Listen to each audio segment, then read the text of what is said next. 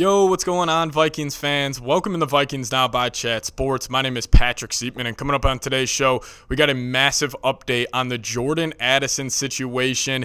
He ended up taking a plea deal, which is not suggesting that a suspension won't be coming, but I don't think it's going to be that 3 to 4 games that was reported recently. I think max it'll be 1 to 2 games. So we'll get you guys that quote there coming in from his attorney, and we'll also talk about Rashee Rice. He just got, potentially a 4 to 6 game suspension from the NFL, so we'll talk about how those two connect. But before we do so, if you guys could hit that subscribe button today, I would greatly appreciate it. We're closing in here on 58,000 subscribers, which is unreal. You guys are the best. I love all the support you guys show, all the real ones who, hit that thumbs up icon, comment on every video. It really does go a long way here on YouTube. Just helps us, push this video out to more and more Vikings fans. It's how you kind of trick the algorithm here on YouTube. So if you guys haven't already, please hit that subscribe button. And once we also get confirmation if it's either no suspension for Addison or a 1 to 2 game suspension, we'll have a video for you guys ASAP. So hit that subscribe button today. And also, if you are already subscribed to the channel, give me a skull down below in the comments section, and we'll give you guys a shout out on a future video. So this was coming in from Tim Younger. He's an attorney at law, and he's part of a sports agency and NIL. So he's very tapped in with these players. And this is what he tweeted out today, saying today, after careful consideration of the charges against him and all defenses, Jordan Addison decided to plead to a lesser included vehicular offense, commonly referred to as wet reckless.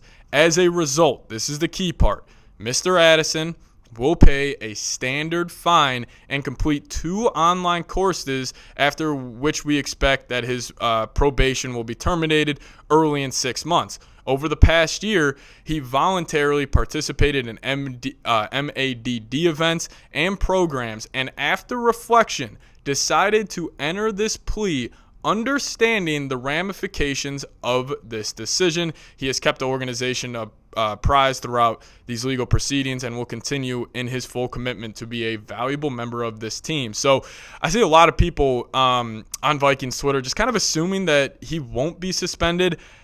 I actually kind of disagree with that. I think he will probably be suspended 1 to 2 games because of this key part in this quote. He decided to enter this plea understanding the ramifications of his decision. Now, are those ramifications the 2 online courses and the fine he has to pay? Maybe. But I don't know if they would include that line if it didn't mean a suspension was coming from the NFL. And also, Schefter did tweet out saying that they will that the NFL will make a decision shortly on a suspension or a no suspension for Jordan Addison. But overall, I think this is great news because, if he would have went through that whole court process, he would have been found guilty for maybe a worse offense and he would have a worse, punishment for this. Then maybe it would have been that baseline 3-game suspension for the from the NFL, which they normally give out. But why also I do think that this has a chance to be like a 1-game max suspension. Well, earlier today, Chiefs wide receiver Rashee Rice has pleaded guilty to 2 third-degree felony charges and has received his sentence as a part of a negotiated deal. And they're also expecting him to potentially be suspended up to 6 games. So if he's getting 6 games for 2 third-degree felony charges, how many games is Addison going to get for just a standard fine and having him complete 2 online courses? Honestly, I think this should be no suspension for Addison. Like, obviously, I'm a little biased here for the Vikings, drinking a little too much purple Kool-Aid, but those are 2 completely different situations where also Rashee Rice, like, he fled the scene. They had Uzis in the car. Like, it was just a way worse situation than what Addison was of him just pulling off a highway, leaving LAX. So I'm guessing max worst case scenario, like, 2 games. Now, obviously, with Addison having that incident the previous offseason, maybe that will make some impact into the NFL's decision here. But I also thought it was interesting that over the past year, he was participating in MADD events, which maybe could be, some leverage from him and his agent to reduce that suspension in the NFL. But I think this is overall pretty good news. Now, I was a little nervous. Like, we knew that 1 o'clock deadline was coming at some point to get an update on Addison. So I think this is pretty positive for us Vikings fans. And plus, like, the first 2 weeks, you're playing the Bears and the Falcons.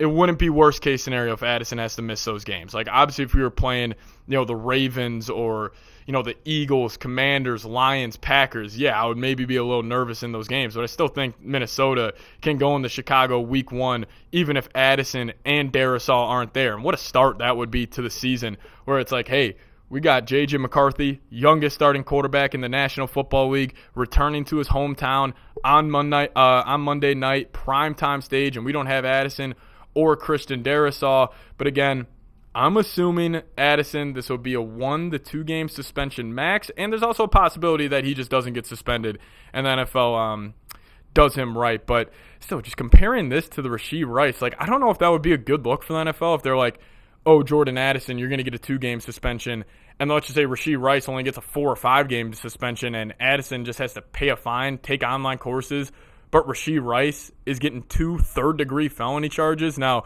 also I'm a little more biased. Our Chat Sports studios are down here in Dallas, Texas. I was actually stuck in traffic because of the Rashee Rice accident for 2.5 hours. I was only driving to a place, Plano, Texas, that's about 15 miles away, and I was stuck in traffic for 2.5 hours. It was a chaotic scene there, but again, I'm assuming 1 to 2 games for Jordan Addison. Now, I do want to talk about the Vikings wide receiver room and just, how they can manage not having Jordan Addison, what I think the offense could look like here in a second. But I do want to show Jordan Addison some love.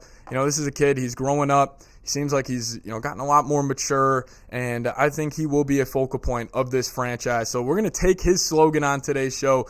Give me a free 3 down below in the comments section. That has 2 meanings right now. Get him the football, and then obviously, free this guy from any suspension. So if you guys want to show Jordan Addison some love, let him know that Vikings fans have his back. Give me a free 3 down below in the comments section. Now, let's just take this hypothetical. What if he is suspended 2 games? And with the Vikings taking on the Bears and the Falcons in the first 2 weeks, both primetime stages, you're going up against Caleb Williams, Michael Penix, both quarterbacks that were drafted ahead of J.J. McCarthy. One team's in your division, but both teams in your conference. These are, very important games early on in the season. Now, how could the Vikings manage this? Now, I think it starts with you run the football. Obviously the Bears, they got some good D linemen. They got a good linebacker duo, but it's not great by any means. Like, if the Vikings and this offensive line is as good as we expect it to be, they should be able to be successful on the ground. So I could see Kevin O'Connell. It's like, hey, we're going to come out. We're going to run the piss out of the football. We're going to have you put 8 guys in the box. That allows Jefferson to get more one-on-one coverages. And, when he does have those, you just got to throw 18 the football. But, if you guys remember the Bears' defensive game plan last year in Chicago, they completely bracketed Jefferson. They had almost 6 eyeballs on him every single play. But what did that allow the Vikings offense to do? T.J. Hockenson won for 115 yards. Jordan Addison had a monster game. I think he won for like 125 in that matchup. Now, the question becomes, let's just say the Bears stop the run. They're bracketing Jefferson again. Who's going to step up? Well, you still have T.J. Hockenson there. I'm assuming he'll have a big game. He'll have to be the number 1 guy to step up in the receiving department, but don't sleep on Ty Felton.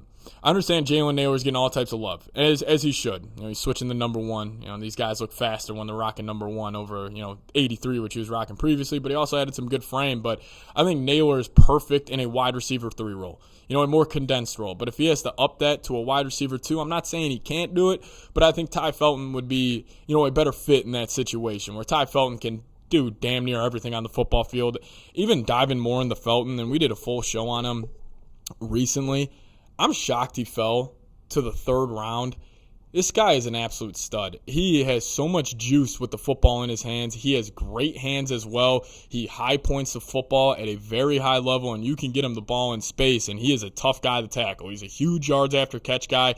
But even not just Ty Felton and Jalen Nailor, you work in a Rondell Moore. Now, will he be ready to go? I'm assuming he will. Obviously, coming off that torn ACL last offseason, wouldn't be the quickest turnaround for him, so I'm assuming he'll be ready to roll, but I could see KOC getting really creative here. Maybe you split out Aaron Jones a couple of times. You run a couple 2 running back sets where it's like, hey, Vikes are in the gun. You got J.J. McCarthy, obviously at quarterback, Jordan Mason to the right, Aaron Jones to the left. You motion, Jones out to the slot. He's got a one-on-one matchup against a linebacker. Like if you guys remember that one play last season, it was the London game versus the New York Jets when Nick Mullins had to step in for a play. Aaron Jones ran that wheel route. Nick Mullins underthrew him by about 5 yards, but he was still able to get up there, high point the football, and make a hell of a play on a key third down actually in that matchup. So, honestly, we would love to have Addison for all 17 games, and he very well could be. I'm not saying that is out of the realm of possibility, but still that line of them saying he decided to enter this plea, understanding the ramifications of his deal.